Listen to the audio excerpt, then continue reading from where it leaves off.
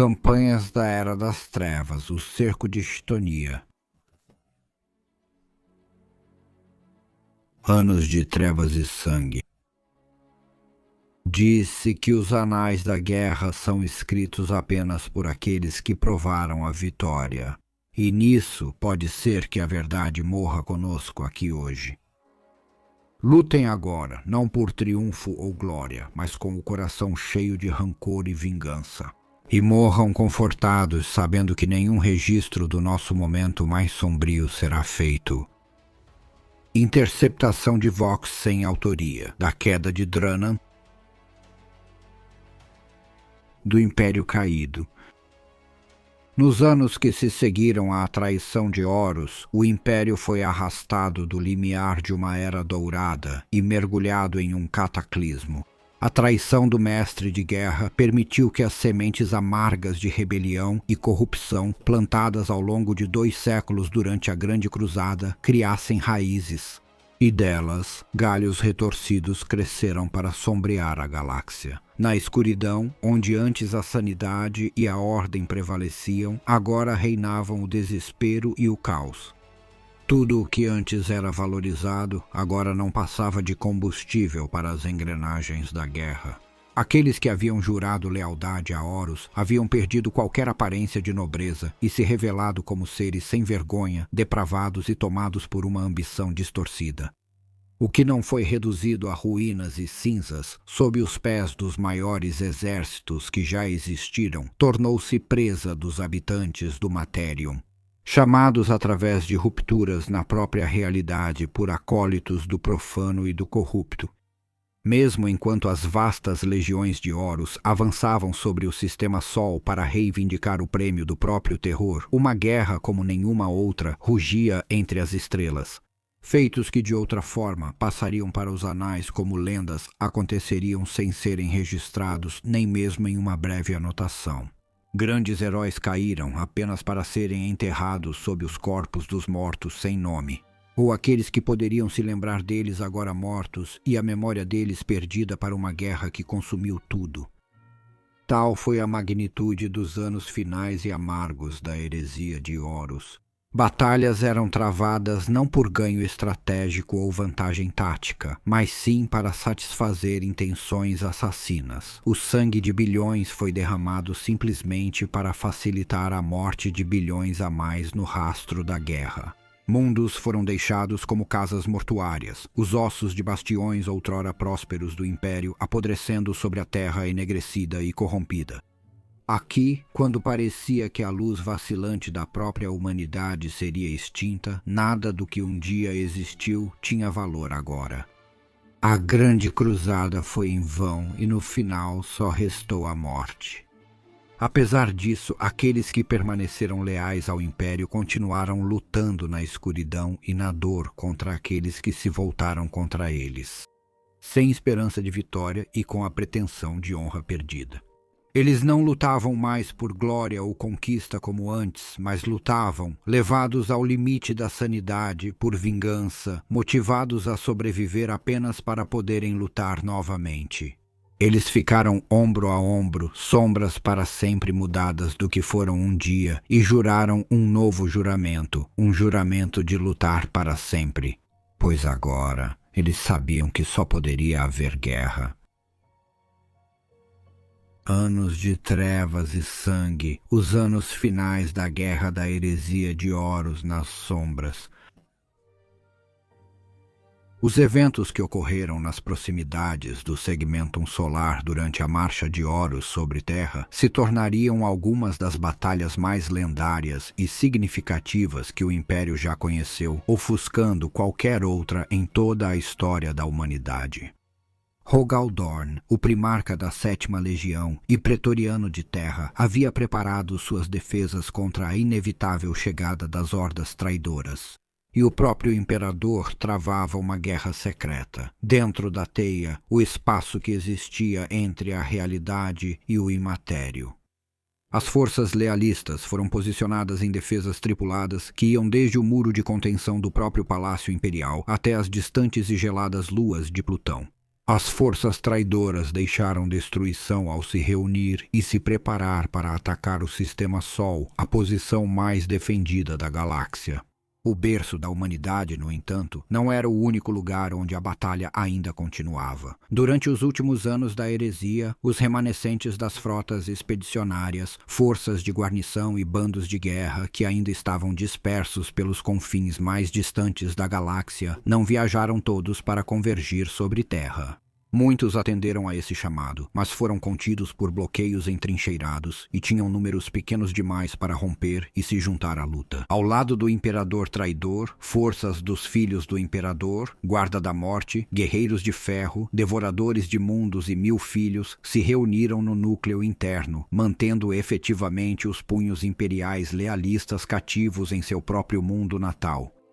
Considerava-se válido ocupar recursos para impedir que a 7ª Legião reforçasse Terra, desde que reduzisse o número de armas. Dispostos no topo das muralhas do Palácio Imperial, mesmo que apenas alguns em outros lugares, nos mundos distantes de Truzan, contingentes das Mãos de Ferro e dos Guerreiros de Ferro mantinham sua aliança e estavam alheios aos eventos da heresia. Em 010 no milênio 31, a paz foi destruída com a chegada de naves de guerra da Guarda-Corvo e da Legião Alfa em conflito aberto. A guerra legionária logo tomou o planeta enquanto o horror da traição surgia novamente.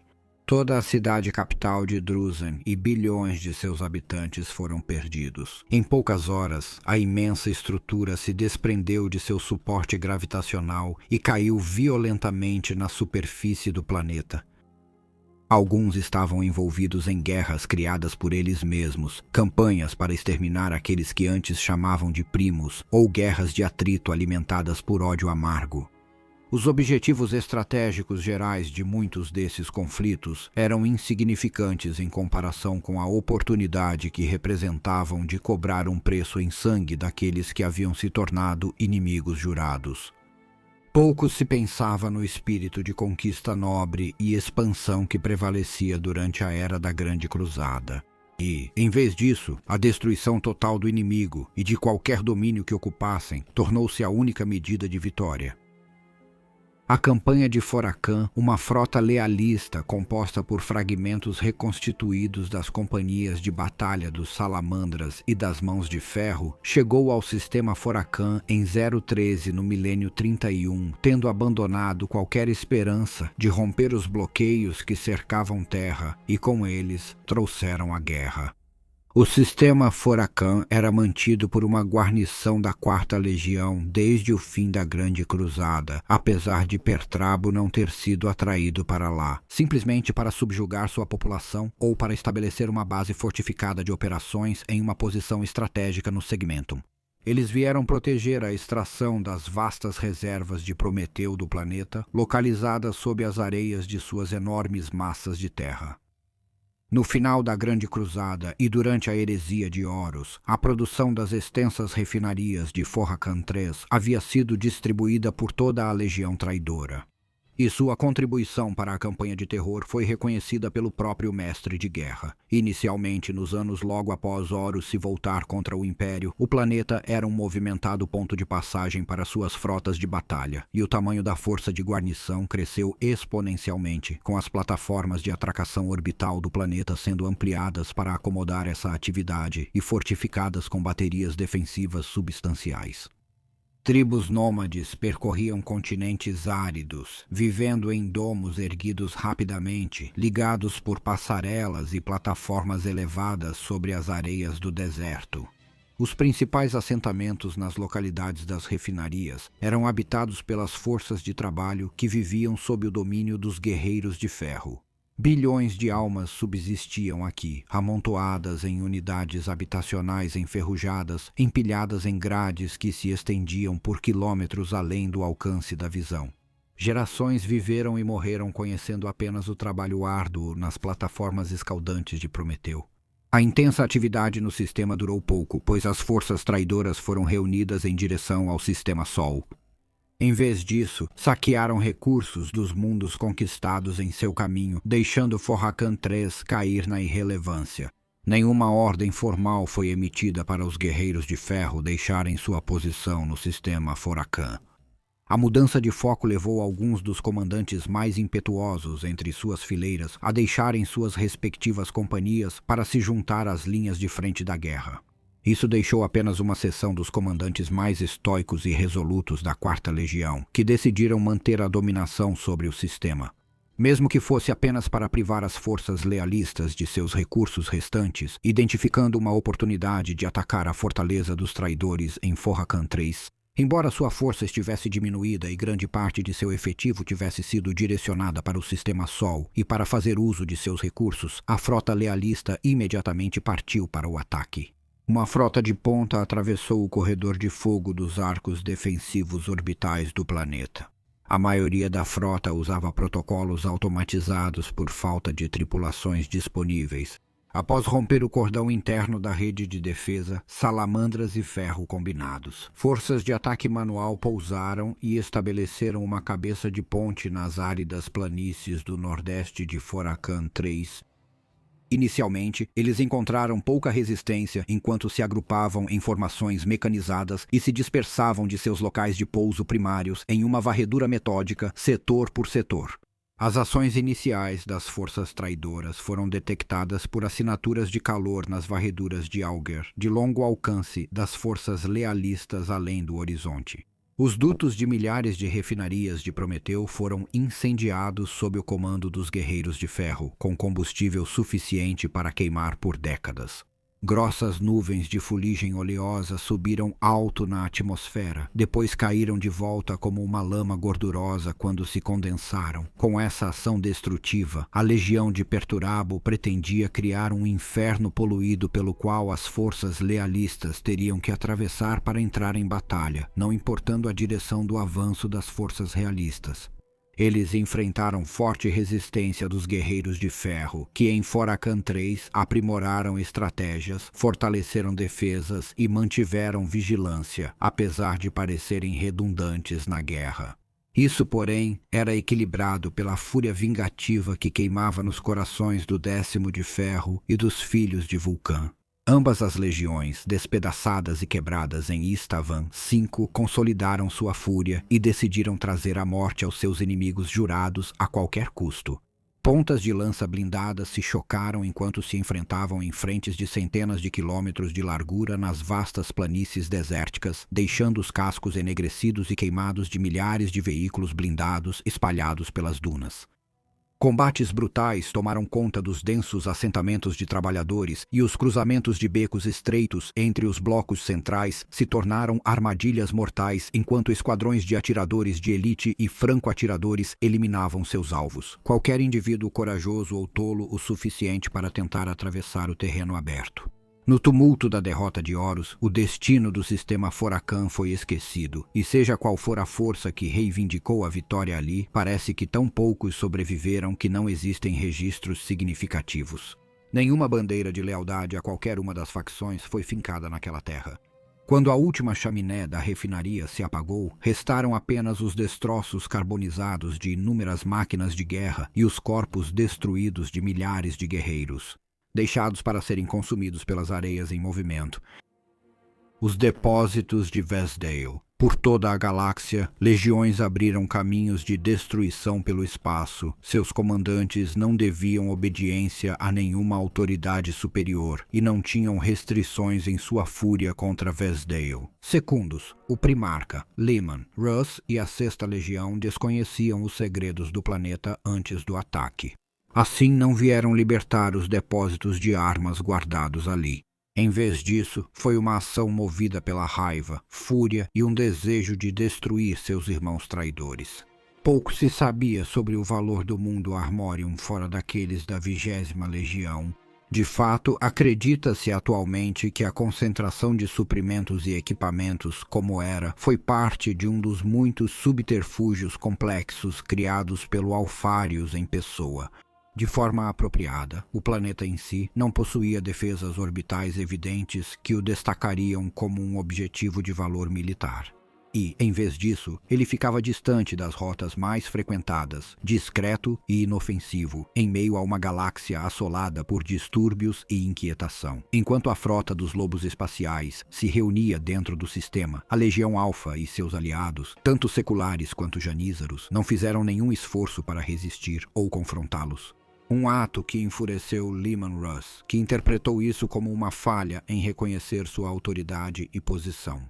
Uma mensagem direta do próprio Primarca foi transmitida pelos Voxhalers de cada nave sob seu comando. Um desafio para que o mais alto escalão da hoste da Legião Alfa o enfrentasse, mas nenhuma resposta foi dada, e apenas o silêncio foi a resposta, desafiador. A hoste da Legião Alfa, que mantinha Vedsel sob seu protetorado, apoiada por uma grande coorte da Solar Auxiliar, deixou o chamado de Russ sem resposta. E, em vez disso, abriu fogo contra as naves de sua frota enquanto elas assumiam uma formação de ataque orbital por toda Vedsel. Segundos, a Sexta Legião foi tomada por uma fúria bestial enquanto atacava todos que estavam em seu caminho. O preço em sangue foi pago principalmente pelos janízaros securantes, cujos números pouco significaram diante do ataque brutal de Russ e sua legião. Sempre evasiva, a força da Legião Alfa recusou-se a enfrentar seus agressores em uma batalha direta. Em vez disso, optaram por atacar e recuar, forçando os lobos espaciais a gastarem suas energias enquanto abriam caminho através do grande número de soldados auxiliares. Nenhum recebeu misericórdia ou a opção de se render, e ninguém buscou esse desfecho.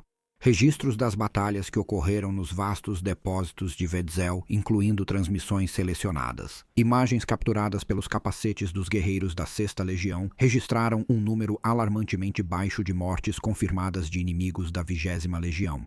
Um fato curioso que foi corroborado pela presença de pouquíssimos mortos e feridos após as principais ações. Ainda mais alarmante foi o que foi revelado nos cofres abaixo da superfície dos vastos depósitos de Vedsel, muitos dos quais foram destruídos durante as batalhas que ocorreram quando Vedsel finalmente caiu diante dos lobos espaciais. Quando os tecnomarinheiros da Sexta Legião decifraram os códigos das portas blindadas dos depósitos subterrâneos, encontraram fileiras intermináveis de guerreiros da Legião. Armaduras de inúmeros designs, algumas reconhecidas como padrões padronizados, junto com muitas marcas esotéricas e não reconhecidas, ostentando a heráldica e a iconografia de cada legião. Milhares de armaduras negras como carvão, da época inicial da Grande Cruzada, com espadas aladas, estavam dispostas. Centenas de armaduras Mark VI carmesim, com filigranas douradas nas lentes oculares, estavam armazenadas. Em outros locais, armaduras segmentadas com grandes ombreiras hemisféricas de marfim branco, exibindo ícones de lua crescente, estavam guardadas em conjuntos completos, junto a armaduras laqueadas em cores que não pertenciam a nenhuma legião conhecida e traziam símbolos de origem e significado desconhecidos. O fim da esperança, essas batalhas e muitas outras exemplificaram a heresia de Horus nos últimos anos do conflito. O manto de vingança, rancor e ódio se espalhou pela galáxia como óleo. Enquanto legiões antes orgulhosas se entregavam aos instintos mais baixos, tornando-se assassinos obcecados em destruir inimigos e apagar qualquer vestígio deles. Apesar dos objetivos maiores de Horus, aqueles que haviam se juntado à sua rebelião agora estavam divididos por conflitos internos, perseguindo objetivos individuais para satisfazer seus próprios desejos e construindo impérios mesquinhos nas sombras da destruição. Apesar das conquistas dos traidores desde que o mestre de guerra desafiou o imperador, também houve muitas perdas no caminho. Enquanto todos observavam a marcha dos traidores ao Sistema Sol, uma frota dissidente da Legião de Horus se separou. Partiram para retomar seu mundo natal, Quitônia, das garras da guarnição dos Punhos Imperiais, que havia permanecido lá por quase uma década. Ao contrário do ataque à Terra, o foco da guerra insana de Horus contra o Império. O cerco de Quitônia viu a 16ª Legião tentar recuperar o que acreditavam ser seu por direito, seu mundo natal e a honra de sua legião. Novamente, velhas rivalidades foram retomadas e guerras particulares conduzidas. Derramamento de sangue que não cumpria nenhum objetivo estratégico, uma eternidade de guerra que ameaçava continuar para sempre. a amarga recompensa do orgulho, o cerco de Chitônia. Prefácio.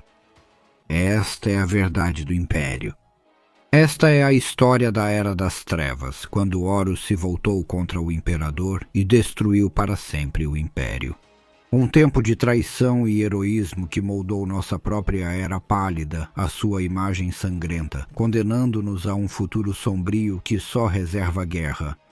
No domínio daquela era cruel, irmão lutou contra irmão, as legiões do Imperador guerreando entre si, até que o número de mortos superou o dos vivos. Incontáveis mundos foram destruídos, povos massacrados para satisfazer a ambição de Horus, deixando o Império uma carcaça de seu antigo esplendor. Ainda assim, olhamos com inveja para a amarga glória daquela era. Pois, embora tenha sido uma época de tragédia e dificuldades sem medida, aqueles que trilharam aquele caminho sangrento o fizeram ao lado de deuses. Agora nenhum dos que ainda vivem testemunhou aquela era. Ela passou completamente para a lenda, e mesmo nas grandes bibliotecas de terror e Afélia, temos apenas fragmentos de sua verdade.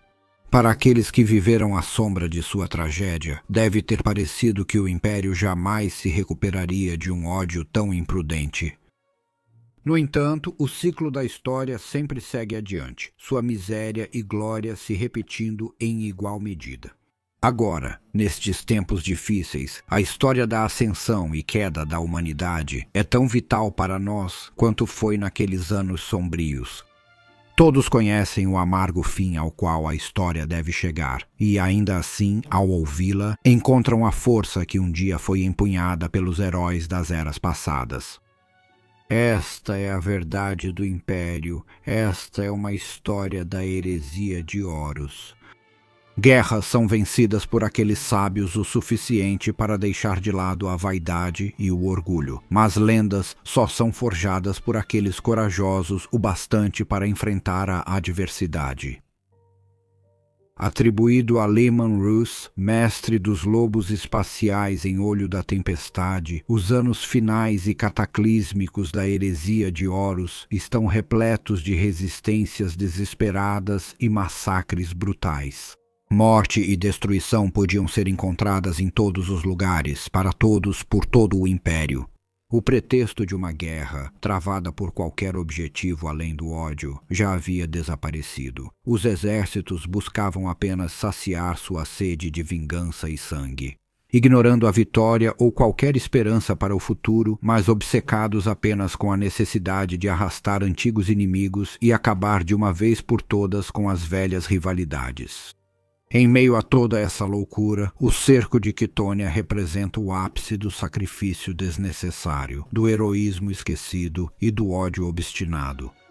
Aqui, no mundo destruído que moldou o mestre de guerra e sua legião, que foi ignorado por quase 70 anos de amarga luta, tudo seria decidido. Todo o ódio dos anos finais da heresia de Horus, enquanto as hordas do mestre de guerra em Sol quebravam o portão da eternidade e invadiam o palácio do imperador.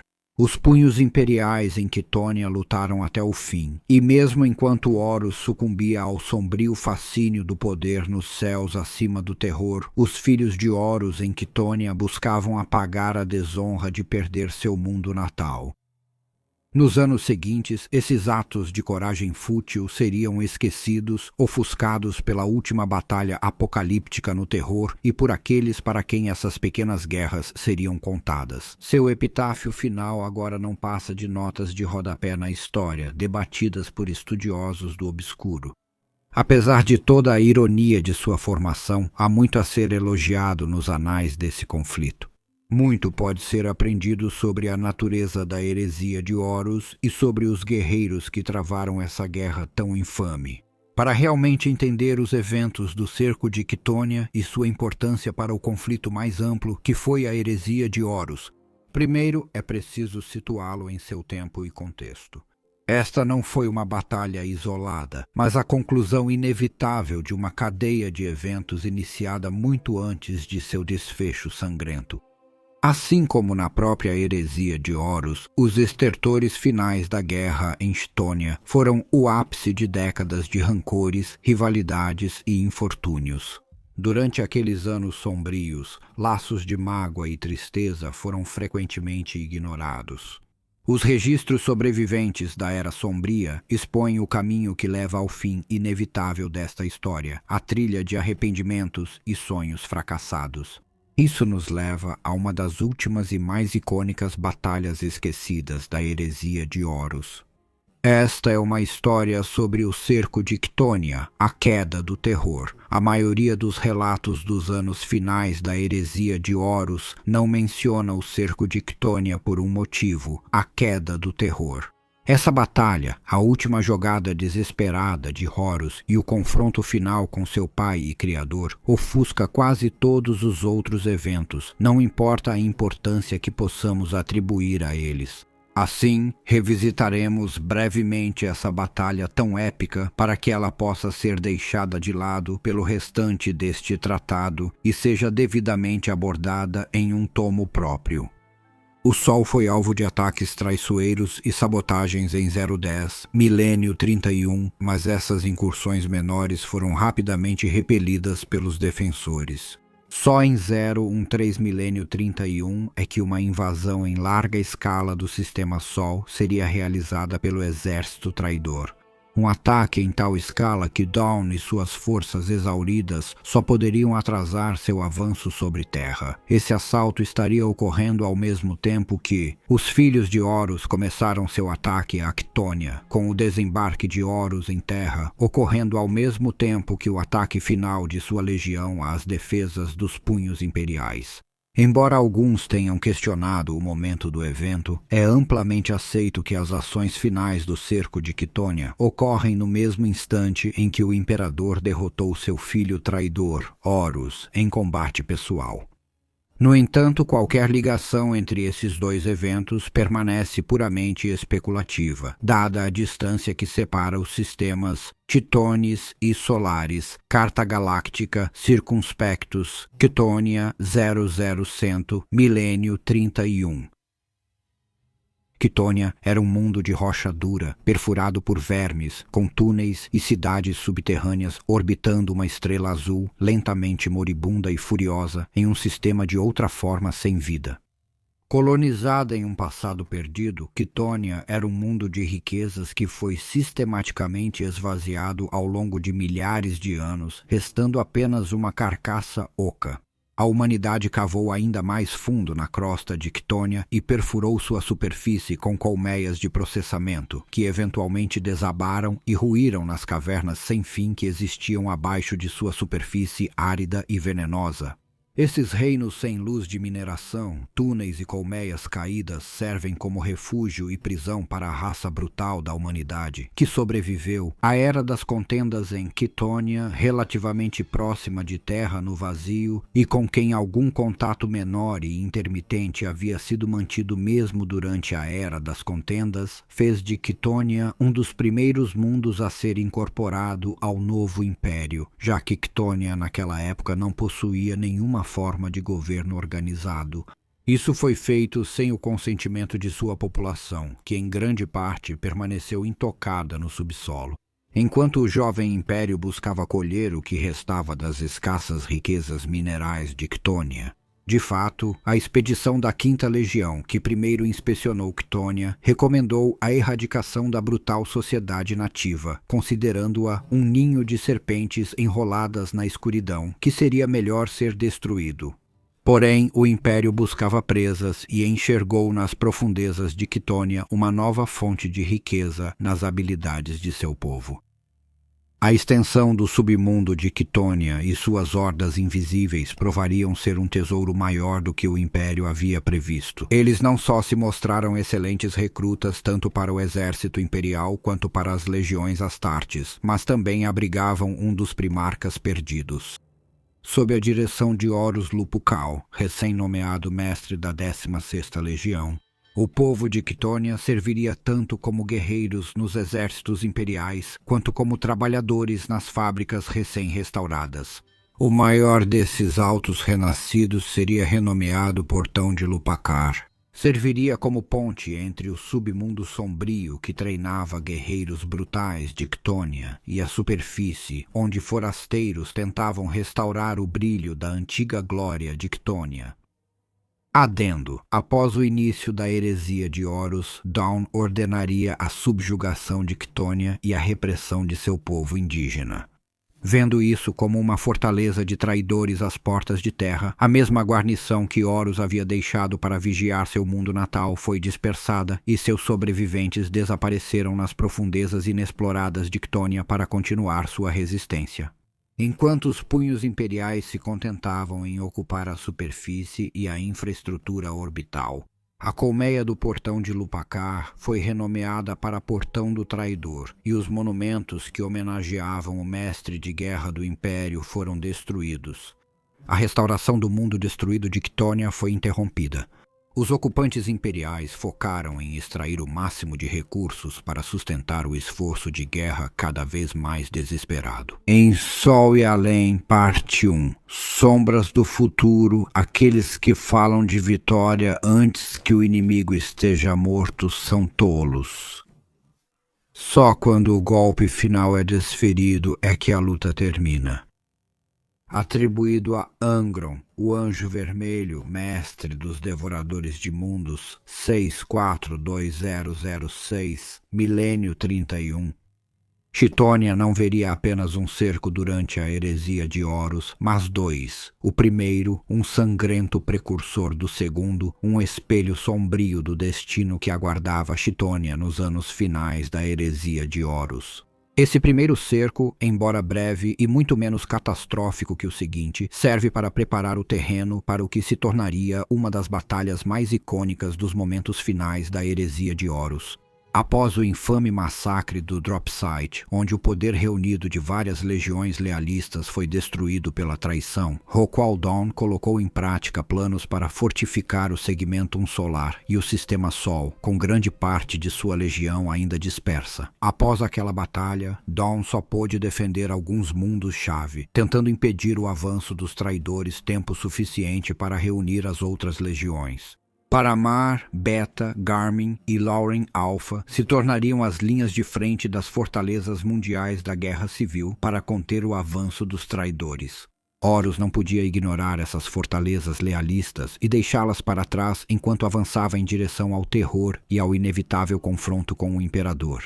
E seria forçado a lutar no terreno escolhido por Dawn. Finalmente, Chitônia era a adaga nas costas do terror, um mundo repleto de guerreiros, armas e munições leais ao agora traidor mestre de guerra. E perto o suficiente do Sistema Sol para que uma força de ataque pudesse chegar muito antes que reforços pudessem ser desviados dos mundos fortaleza do Segmentum Solar. Uma ameaça dessas não podia ser ignorada, e mesmo enquanto Dawn corria para deter o avanço de Horus, ele também direcionou as tropas que podia poupar para neutralizar a ameaça de Chitônia e transformar esse perigo em sua vantagem. Pois aquele mundo, se não fosse desafiado, viraria uma fortaleza traidora no coração do Segmentum Solar. O Segmentum poderia se tornar um arsenal para a Legião de Dawn nos próximos anos, uma fonte primária tanto de armas de guerra quanto de guerreiros para empunhá-las no primeiro cerco.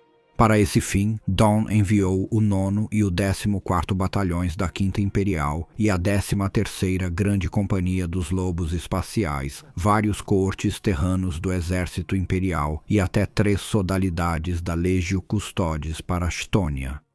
O grupo de batalha era comandado pelo Lord Castlan Evander Garius, guerreiro que serviu com os Lobos Lunares nos dias de glória da Grande Cruzada. Um veterano agora em desgraça com seu mestre, Rogal Dawn, para essa missão, ele era a ferramenta perfeita. Ele compreendia seu inimigo como poucos poderiam e estava desesperadamente ansioso para reconquistar a aprovação de Dawn. Somente 2 capítulos dos Filhos de Horus estavam defendendo Chitônia, tendo chegado recentemente para substituir baixas com novos recrutas, junto a uma companhia reforçada de portadores da palavra.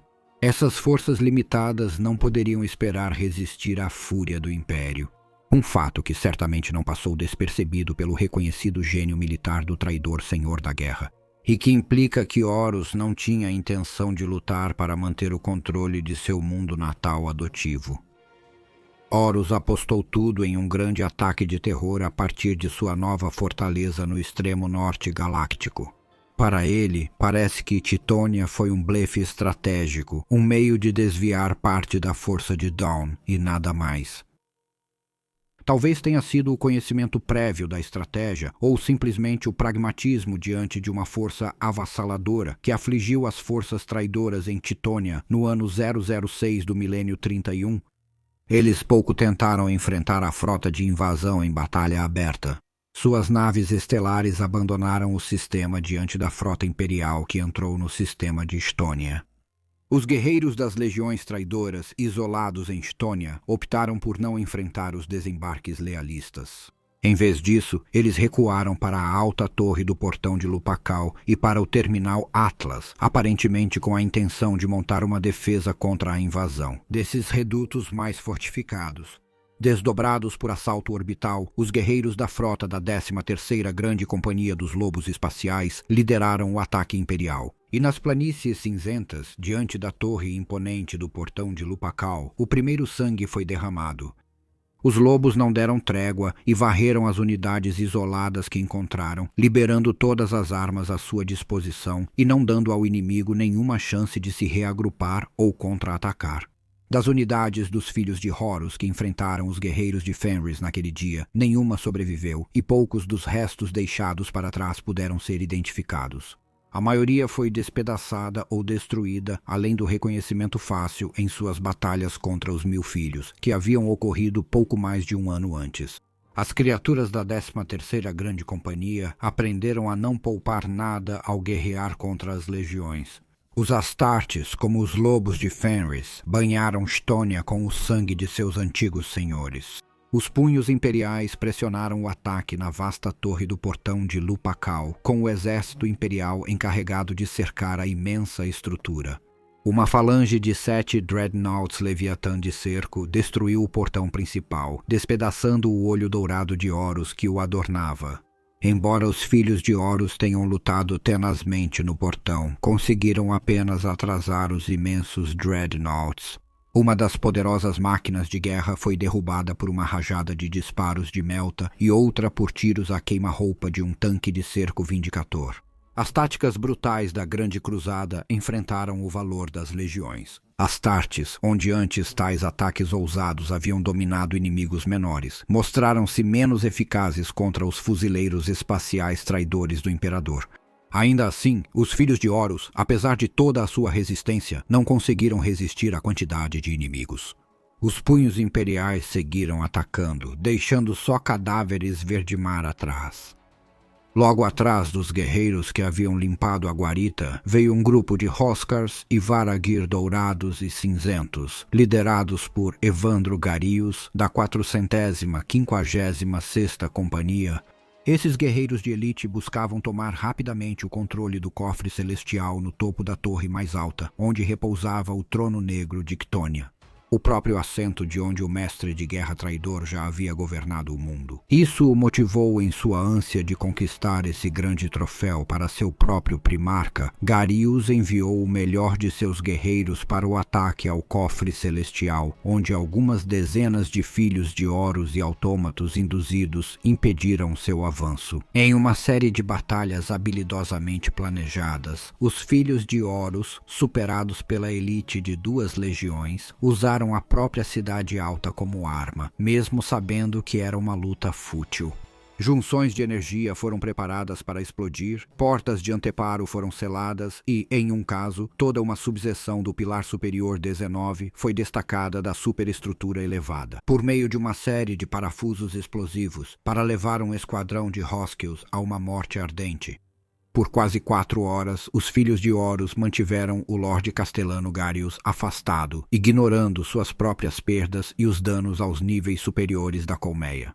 A defesa só desmoronou quando Garius e Tenkobe dos Vargir invadiram o cofre celestial e atacaram. Os chefes dos filhos de Horus, muito abaixo, nas profundezas do portão de Lupacar, onde os punhos imperiais esperavam encontrar uma resistência igualmente obstinada dos orgulhosos filhos de Horus, encontrariam apenas grupos dispersos de defensores.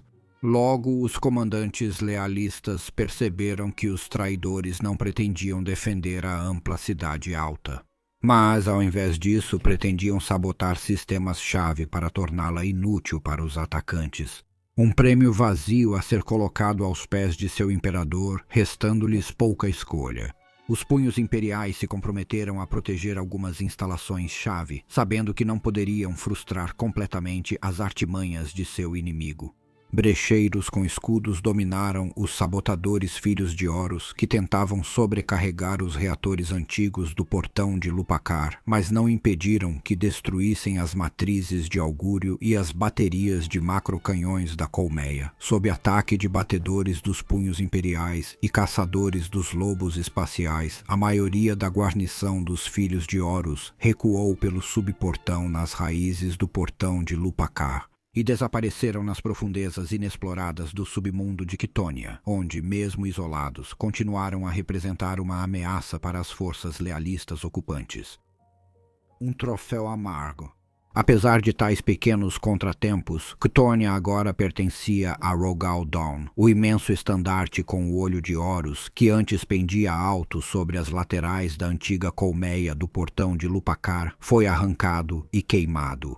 A cidade foi renomeada como Portão do Traidor e cedida por ordem do imperador ao controle de Dawn. Quitonia seria despojada de todos os seus bens e tesouros para alimentar o esforço de guerra em andamento. Quais minerais e minérios que pudessem ser extraídos seriam enviados para Greia para alimentar as forjas da guerra. Enquanto o povo resistente de Quitônia serviria tanto como mão de obra bruta para as fábricas de escravos da Lacremata, quanto para preencher as fileiras dos punhos imperiais como Inducti, todo sinal e lembrança do mestre de guerra traidor deveriam ser apagados e esquecidos. Sua legião, não apenas derrotada no campo de batalha, mas aqueles que seriam seu futuro, subjugados e refeitos como guerreiros leais ao imperador, como punhos imperiais. Essa tarefa monumental coube ao Lorde Castangarius. Que ele não apenas mantivesse Estônia para seu primarca e imperador, mas também defendesse a verdade imperial, adaptando a cultura nativa ao império. Apesar do título de protetor de Chitônia, poucos viam nessa nomeação qualquer coisa além de mais uma censura a Evander. O histórico de Garius, por sua vaidade e sede de batalha, levou a baixas desnecessárias entre os Haskars e os exterminadores Varagir. Dawn havia colocado um fardo pesado sobre ele, uma última tarefa para provar seu valor ao primarca e um castigo amargo por suas falhas. Pois, enquanto estivesse preso ao seu novo dever em Quitônia, Garrus não poderia se juntar à guerra desesperada para proteger o Império, e estava proibido de ficar ao lado de seu mestre para enfrentar a tempestade que se aproximava. Enquanto Garius e sua 456ª Companhia assumiam os novos postos com a disciplina estoica esperada da 7ª Legião, a maioria das demais forças que lutaram em Quitônia pelo Imperador foi enviada para outros campos de batalha. Com a necessidade crítica de guerreiros e suprimentos, enquanto as legiões de Horus pressionavam as defesas apressadas, Dawn reuniu forças de guarnição em todo o segmentum. As forças solares foram esvaziadas para fornecer soldados e o tributo exigido dos planetas que permaneceram leais foi aumentado. O risco de forçar mundos de guerra à rebelião foi considerado aceitável diante do ataque de Horus em Chitônia, onde Garius agora governava do antigo trono de Horus. Essas exigências de terra reduziram as forças lealistas a uma companhia reforçada dos punhos imperiais e vários coortes de infantaria leve de Necromunda. Isso mal era suficiente para conter os filhos de Horus que se escondiam nos túneis labirínticos sob a superfície de Chitônia, com seus ataques se mostrando uma ameaça constante e dificultando o trabalho de reeducar o orgulhoso povo de Chitônia. Essas pessoas seriam forçadas a sair do submundo para povoar os salões semifuncionais do Portão de Treatos e as vastas favelas aos seus pés, deixando o submundo como refúgio de rebeldes, criminosos e dos filhos de Horus. Um labirinto de túneis onde os punhos imperiais não tinham autoridade para reforçar sua guarnição cada vez menor, Garius iniciou um rápido recrutamento, conversão e doutrinação dos mais aptos entre os habitantes guerreiros de Chitônia para formar novas companhias de Inducti, para reforçar suas defesas e fornecer novos soldados para Dawn. Durante a heresia de Horus, esse processo criou uma geração de fuzileiros espaciais cujo temperamento era bem diferente do dos veteranos da Grande Cruzada. Eram guerreiros criados e treinados para combater outros fuzileiros espaciais. Armas descartáveis de guerra e nada mais, sem ligação com a tradição da legião ou reverência pelo primarca que ordenou sua criação. Usavam as cores dos punhos imperiais com indiferença, e Garius evitava que se aproximassem das antigas tradições dos antepassados quitonianos. Para que não caíssem na heresia que havia dominado os filhos de Horus, pois foi apenas a doutrinação relâmpago que os condicionou à lealdade, não os anos de guerra que haviam unido os guerreiros originais da 7ª Legião uns aos outros. Muitos Inducti recrutados de Quitônia eram enviados para outras companhias dos punhos imperiais.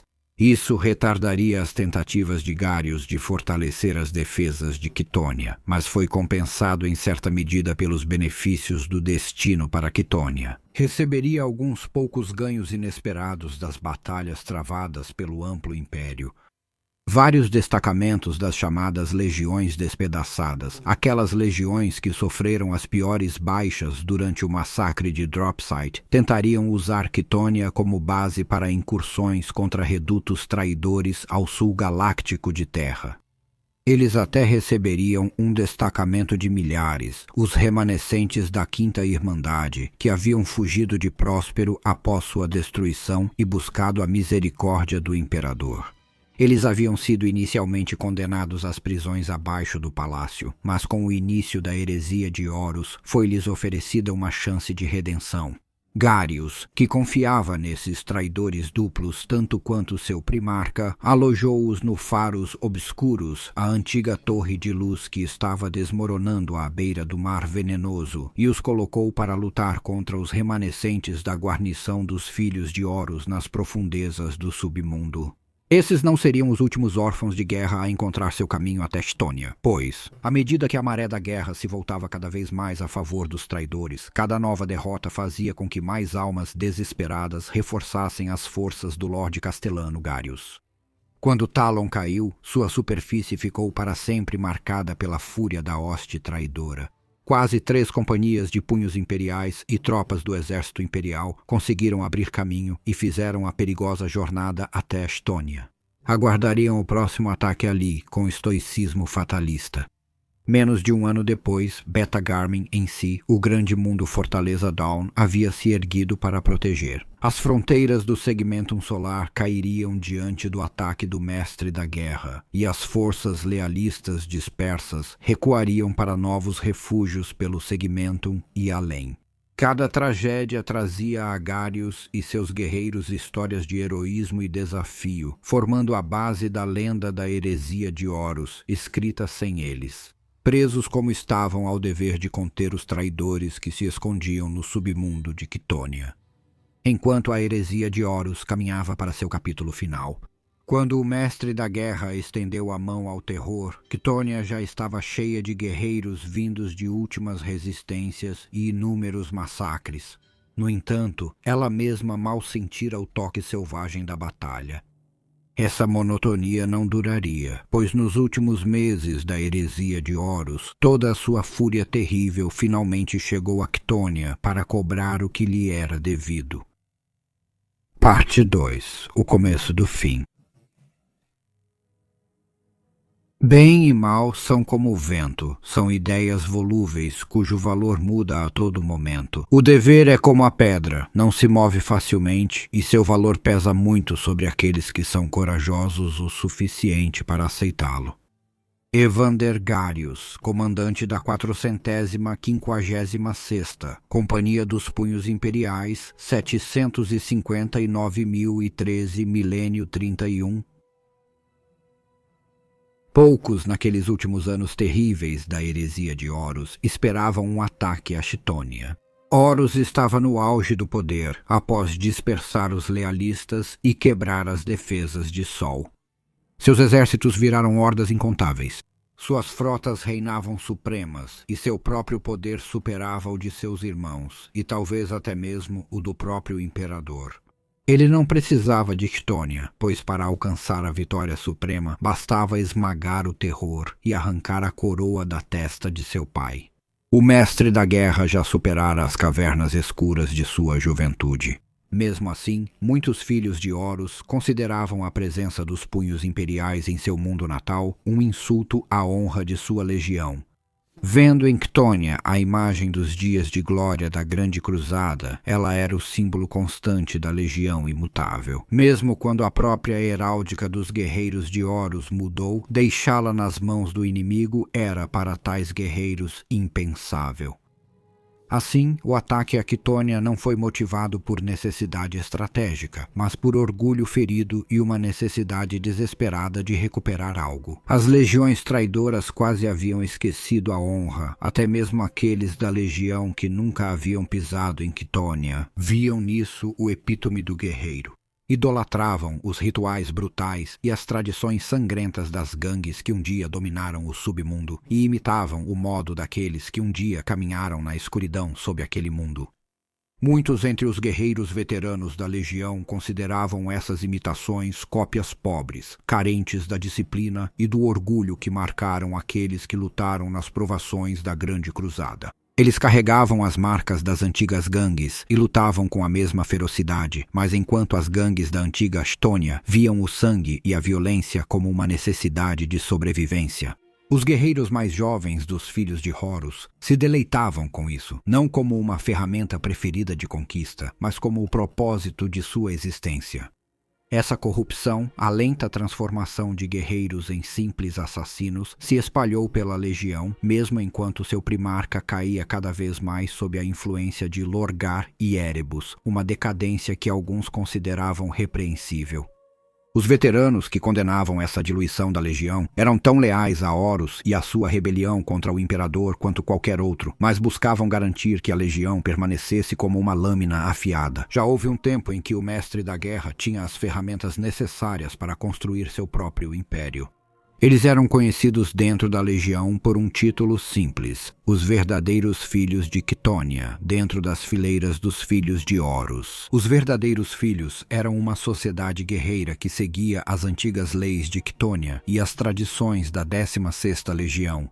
Tinham as mãos manchadas de sangue e eram brutais em seu modo de agir, como era exigido pelas dificuldades da Grande Cruzada. Mas se viam como guerreiros honrados, não como carniceiros desenfreados. Eles viam como as outras legiões traidoras desse período haviam sido reduzidas a pouco mais do que hordas de berserkers sedentos por sangue e assassinos cheios de prazer. Pela influência dos poderes sombrios da disformidade e anos de matança implacável, e os verdadeiros filhos de Chthônia buscavam conter essa maré dentro dos filhos de Horus.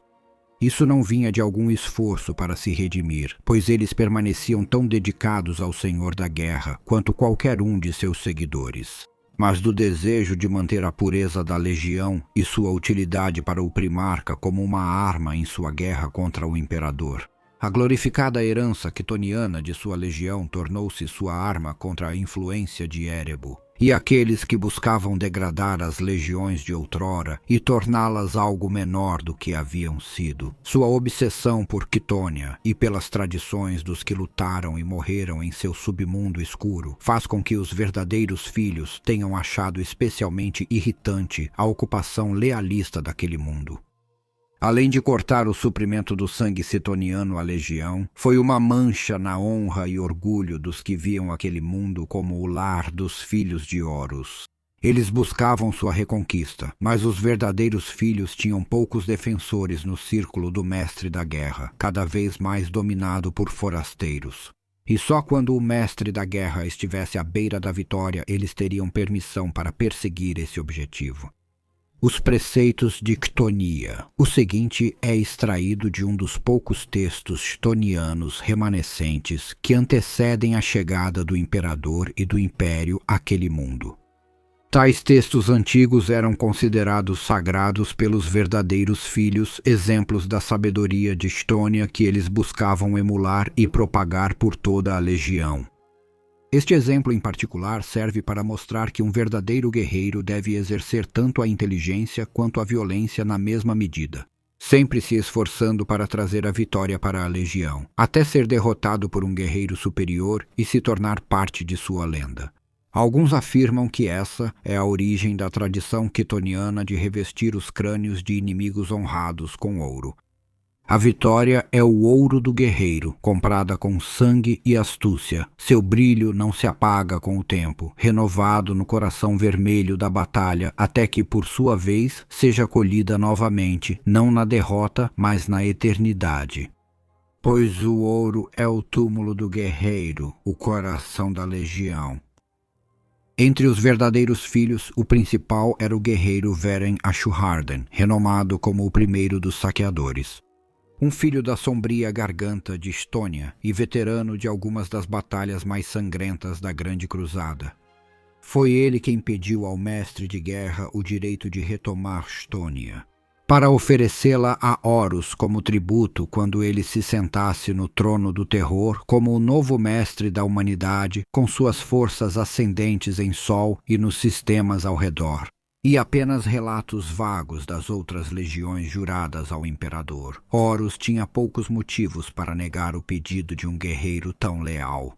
Muitos em seu exército viam a reconquista de Ctonia como símbolo poderoso da vitória inevitável, apesar de seu valor estratégico ser insignificante.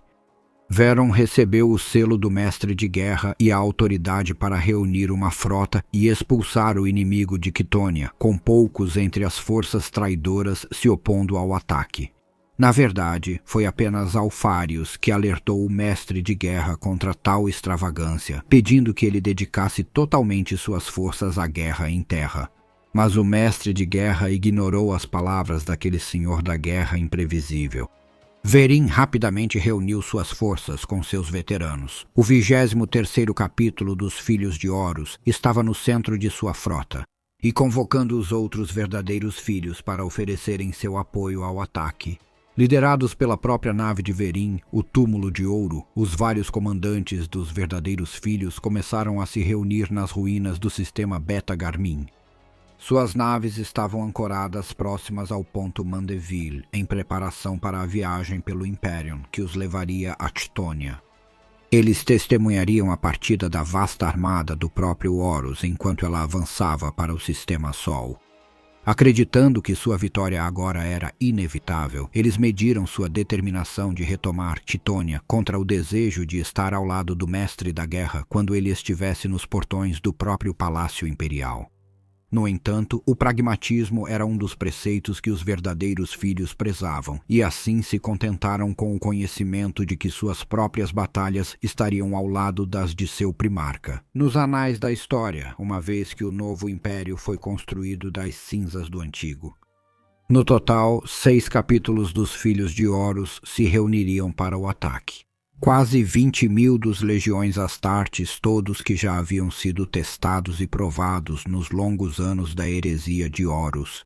Uma força que, na época da Grande Cruzada, bastaria para conquistar aglomerados estelares, quem dirá um só mundo. No entanto, agora eles enfrentavam fuzileiros espaciais. E embora a campanha do mestre de guerra para isolar Terra tenha afastado muitas unidades de Sol, também permitiu que outras se reunissem na relativa segurança de Ctonia, que agora contava com uma guarnição considerável. Verin assumiria o comando de um grande contingente dessas unidades do exército imperial, agora juramentadas ao serviço do mestre de guerra, incluindo 4 coortes completas dos infames caçadores de cabeças de Ctonia, além de várias unidades de veículos blindados para servir como o núcleo de sua hoste. Se ele precisasse sitiar os punhos imperiais... Do sombrio mundo forja de Voz, que outrora detinha o direito de explorar as riquezas de Quitônia, vieram esquadrões de arcos de transporte de propulsão bruta para se juntar à frota de invasão. Essas naves cavernosas transportavam as máquinas de guerra de Voz e os titãs de Lígio, Ulrichon, Andrastus e Magna, enviados para garantir que Voz só teria a ganhar. Colher os frutos de Quitônia e ver seus rivais, os magos tecnológicos de Greer. Humilhados e derrotados, embora esses guerreiros pouco se importassem com os objetivos mais esotéricos dos verdadeiros filhos, eles se mostrariam vitais para qualquer tentativa de retomar Quitônia. Pois, como qualquer comandante imperial sabia muito bem, os titãs de guerra usados pelos Grey e pelos magos só poderiam ser derrotados por outros titãs. Os guerreiros de Voz e suas legiões de autômatos não foram os únicos forasteiros a ajudar os planos dos verdadeiros filhos. Um contingente de cruzadores dos portadores da palavra moveu-se para se juntar à frota reunida na âncora, trazendo guerreiros do capítulo Mão Esfolada sob ordens diretas de Erebus para participar do ataque e oferecer toda a ajuda à conquista de Estônia. Poucos entre os verdadeiros filhos tinham algum respeito pelos factótons de Lorgar, nos quais viam poucas das virtudes guerreiras defendidas pelo credo estoniano. E menos ainda confiavam que seus emissários estavam ali apenas para ajudar na batalha que viria.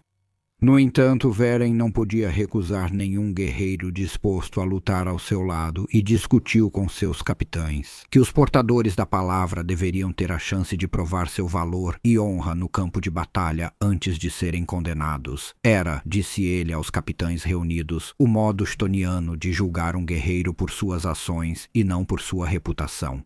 Se fossem considerados insuficientes, o próprio campo de batalha imporia sua punição como gesto de confiança. Pretor Mordecai, da Mão Esfolada, foi trazido ao Conselho de Capitães que comandava a frota de invasão e demonstrou grande interesse no planejamento do ataque. E a geografia de Quitônia, especialmente a configuração do túnel subterrâneo que ficava logo abaixo da superfície do planeta. O último a chegar, mesmo enquanto os lordes das legiões Astartes tomavam o conselho final. A bordo do túmulo de ouro estava o cruzador de reconhecimento da Legião Alfa, Sigma 914. Ela se juntou à vanguarda da frota silenciosamente, sem alarde ou mesmo a saudação habitual ao comandante da frota, posicionando-se ao lado das outras naves e ajustando seu transponder. Para seguir os códigos do verdadeiro Sol, os guerreiros da Legião Alfa recusaram todos os convites para integrar o Conselho dos Capitães. Seu comandante, conhecido apenas pelo título de Incurso, sinalizou a aceitação do comando estratégico do verdadeiro Sol na operação e a intenção de operar como uma força independente. Habituado ao comportamento secreto dos filhos de Alfários e sem querer atrasar a frota por uma única nave, Verin decidiu aceitar os guerreiros da Legião Alfa e, presumindo que eles não obedeceriam a nenhuma ordem além das suas próprias, não fez planos que dependessem deles. A frota de invasão estava finalmente reunida. Uma vasta armada de cruzadores elegantes, construídos para os traidores nos grandes forjadores de Ciclotrace e Zana II, assim como os arcos transportadores robustos e as naves de bombardeio do Mechanicum. Com a batalha final por Sol já em andamento, Veren e os verdadeiros filhos tinham pouco tempo para levar adiante seu ataque. Antes que seu mestre, Horus, tomasse o controle final do Império, Veron já havia comandado muitas frotas antes, ordenado muitos ataques. Ainda assim, agora ele se encontrava à beira de algo realmente grandioso, uma batalha que poderia muito bem decidir o destino de sua legião, de seu primarca e do próprio Império. Ele disse uma palavra: começar, e a realidade foi despedaçada quando a frota entrou na disformidade. Esperanças destruídas e glória fracassada, seguindo os augúrios de seus navegadores e a previsão oculta dos esoteristas dos portadores da palavra do pretor Mordecai. A frota de invasão viajou imperturbável pela fúria devastadora da tempestade da ruína, agora que Horus lutava para controlar o próprio coração do Império. A tempestade virou um redemoinho frenético, frustrando todas as tentativas dos lealistas de se moverem rápido pela disformidade. Mas para Veren e suas naves ela não representava ameaça alguma. Ao todo, apenas 13 dias se passariam entre a partida da frota de Beta Garmin e a chegada de seus elementos avançados em Quitônia. Pois Veren havia ordenado que todas as naves avançassem em velocidade máxima, em vez de manter informação com as naves mais lentas. Uma velocidade que nunca foi igualada em todos os anos desde então. O preço pago por essa pressa foi a coesão da frota. A primeira nave a emergir do Warp foi a Sigma 914, o cruzador da Legião Alpha. Construída em torno de um núcleo de propulsão exótico de origem desconhecida, logo entrou em conflito com as patrulhas externas dos lealistas. As fragatas semelhantes à Guarda do Corvo, Lâmina da Meia-Noite e Olho Sombrio confundiram a nave da Legião Alpha com um saqueador e imediatamente atacaram, seguindo as ordens do Lorde Castellano Garius. Por 4 minutos frenéticos, a nave da Legião Alpha rolou e torceu em uma série de manobras evasivas, impossíveis para qualquer nave comum da frota. Fintas de torpedos e rajadas de pulso eletromagnético de curto alcance mantiveram as naves da Guarda do Corvo afastadas até que, finalmente, os esquadrões avançados dos Filhos de Horus irromperam pelo véu da realidade e entraram no sistema de Quitônia. Com o antigo cruzador pesado Túmulo de Ouro à frente, os Filhos de Horus rapidamente colocaram a Guarda do Corvo em fuga. O Olho das Sombras virou-se para enfrentar as naves traidoras por alguns momentos, permitindo que a Lâmina da Meia-Noite saísse do alcance das interferências e transmitisse um aviso aos esquadrões imperiais. Em órbita de Estônia, com seu dever cumprido, a Lâmina da Meia-Noite fez uma manobra brusca de saída do sistema, deixando os traidores com a escolha de desviar sua aproximação a Estônia para caçá-la ou abandonar a perseguição. Verin não pretendia deixar a Guarda do Corvo distraí-lo. Primeiro, um cruzador danificado não ameaçava sua frota, especialmente com mais esquadrões seus surgindo na orla do sistema. Os traidores vieram a Estônia não para saquear, mas para conquistar, apesar da forte guarnição que aguardava na superfície de Estônia. As forças reunidas em órbita não eram nem de longe tão intimidadoras, pois a maior parte das frotas imperiais havia sido chamada de volta para Sol para ajudar no principal ataque de Horus. Só 3 naves capitais ficaram para defender Estônia. A Gloriana-class Fardo do Dever dos Punhos Imperiais, a imensa Gargota-class Grendel das Mãos de Ferro e uma antiga Fortuna-class barca mercante chamada Desprezo da Dobra. Além disso, essas naves titânicas eram apoiadas por apenas 23 navios de linha e menos de 100 destroyers e navios de patrulha. A frota dos traidores exibia 5 enormes naves capitais, quase 50 navios de linha e bem mais de 300 destroyers e corvetas avisados pela transmissão da Lâmina da Meia-Noite. Garius sabia muito bem que a frota lealista estava em desvantagem diante de seu oponente, e ele não tinha intenção de desperdiçar aquelas naves sem um bom motivo. No entanto, ele não podia ceder à órbita de Estônia sem lutar, e assim a ordem foi dada. 100 sóis se acenderam sobre Estônia quando a frota imperial entrou em guerra. Liderados pelo Grendel, cuja tripulação das Mãos Rayon havia jurado não ceder mais nenhum terreno aos traidores que haviam matado completamente seu primarca, 2/3 da frota lealista deixaram a órbita para enfrentar o inimigo, enquanto as naves restantes traçaram curso para o labirinto de asteroides e rochas partidas que ficava no coração do sistema de Estônia. Ataque e defesa. Em um movimento ousado, onde alguns comandantes poderiam ver apenas a derrota, Garius buscou conquistar a vitória. Grendel e seus escoltas avançaram como avalanche, aproveitando a formação relaxada dos traidores para romper as naves da linha de frente. A batalha rapidamente se transformou em um combate corpo a corpo entre as naves, todas absorvidas em duelos separados, sem muita noção de estratégia, cada nave lutando para sobreviver. A vantagem numérica dos traidores pouco importava aqui. As naves estavam dispersas e as lealistas agrupadas como um raio, lançadas no coração da frota invasora.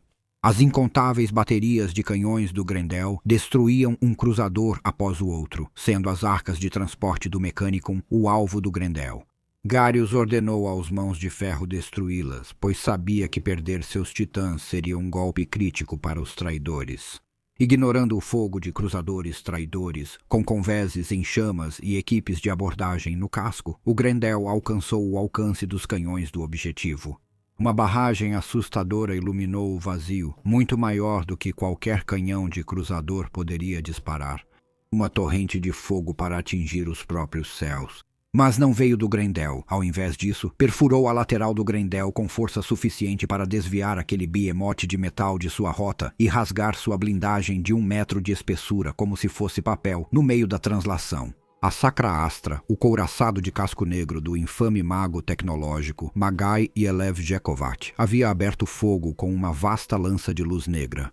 Ignorando as naves traidoras menores, ela se despedaçou para atingir o Grendel.